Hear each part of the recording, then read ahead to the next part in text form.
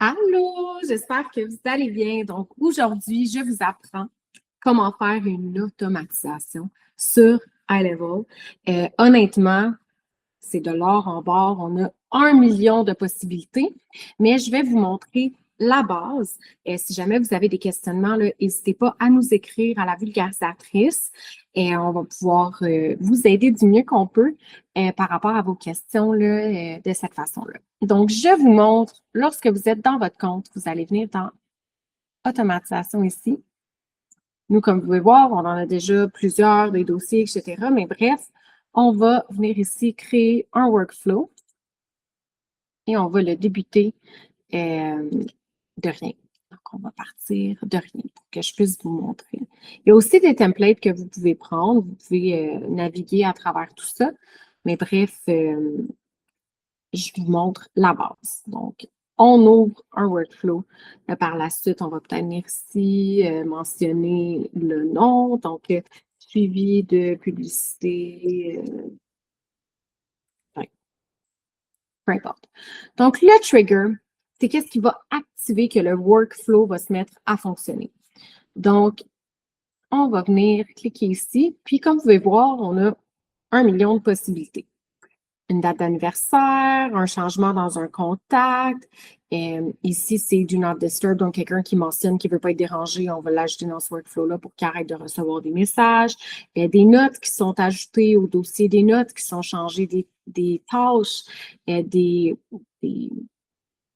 tâches, des rappels de tâches. Donc, tu sais, on a vraiment énormément de choses. Par la suite, dans les événements, on peut avoir des appels, des courriels, une réponse client, un formulaire qui a été répondu, un survey qui a été répondu, un Facebook lead form qui a été envoyé, un TikTok form qui a été envoyé. Comme honnêtement, 1 million de possibilités. Le tunnel de vente, des nouveaux reviews, bref, n'importe quoi que vous pouvez faire, on peut à peu près le faire. Par la suite, des rendez-vous, comme vous pouvez voir, là, 1 million de possibilités ici, des factures, etc.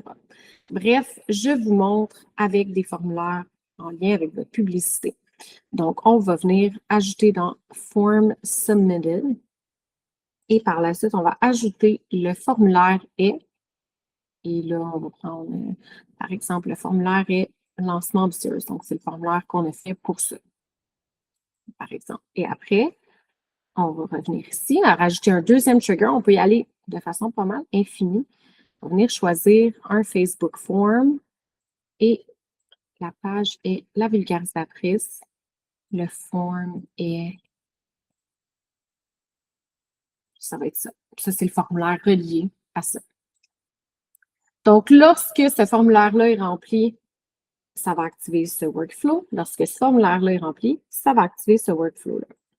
Donc, quand mes formulaires sont remplis, la première chose que je vais faire, c'est de venir créer un contact. Ici, on va faire le petit plus, on va venir créer un contact.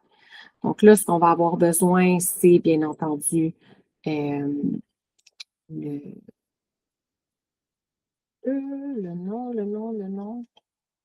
nom complet.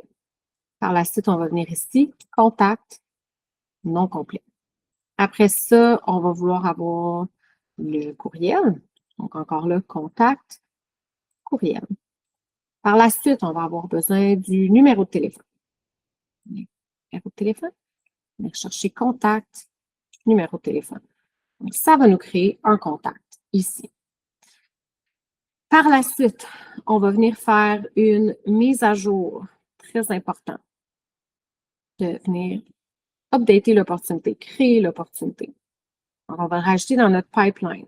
Donc là, on pourrait venir le mettre dans notre marketing pipeline, dans Pub ambitieuse. Donc, on va venir faire ça. Et ici, ça va nous permettre qu'il puisse bouger si c'est un contact existant. Si on veut qu'il se duplique, s'il y a des opportunités existantes, on peut activer ici.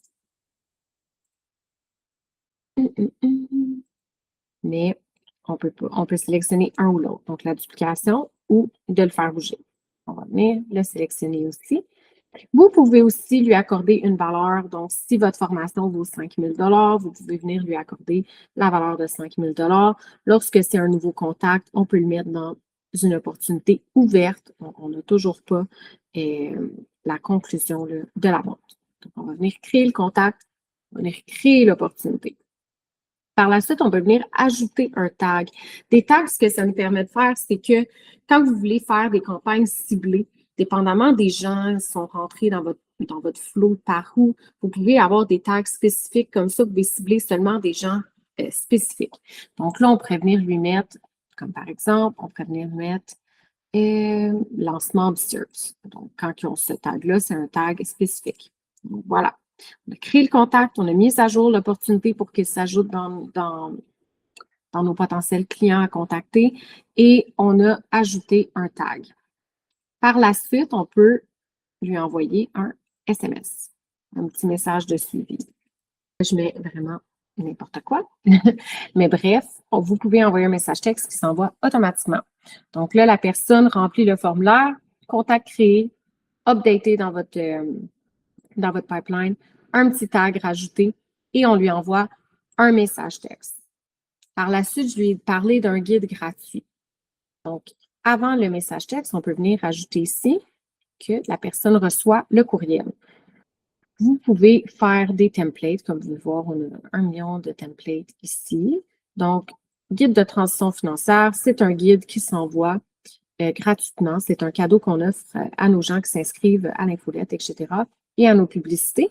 Donc, on peut venir mettre ici ce guide-là. Même chose pour vous, vous pourriez venir mettre votre courriel avec votre outil gratuit qui ici ajoute. Donc, par la suite, on va venir mettre de la vulgarisatrice et le courriel info@lavulgarisatrice.com.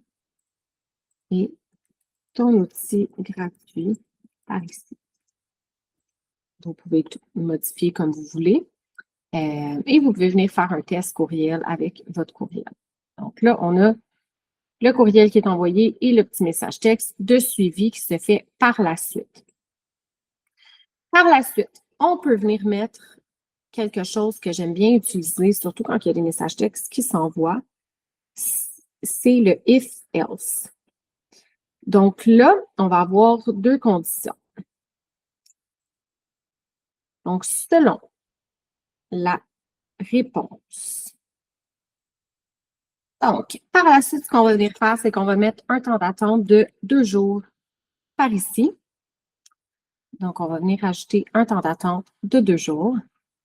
Et donc là, ce qu'on va venir faire, c'est qu'on va mettre un temps d'attente de 2 jours. On va être en attente d'une réponse du client. Donc, au SMS.